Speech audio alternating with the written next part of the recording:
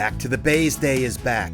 Prior to the pandemic, CCE Marine Program held an annual Back to the Bays Day, centered on music, art, shellfish, and fun to raise awareness and funds for our work. These popular family-friendly events are designed to bring together our local communities to learn about the important work the Marine Team is doing to restore shellfish and habitat to our bays, showcase the many educational programs we offer, and highlight involvement opportunities through our Back to the Bays initiative.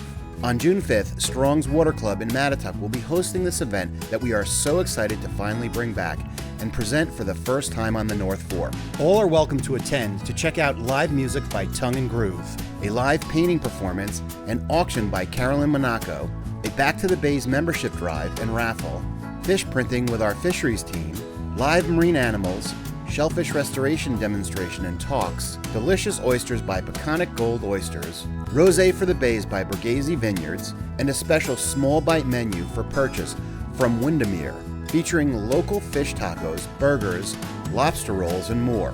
The sales of food, beverages, art auction, raffle tickets, and other items provide the fundraising component that supports our bays.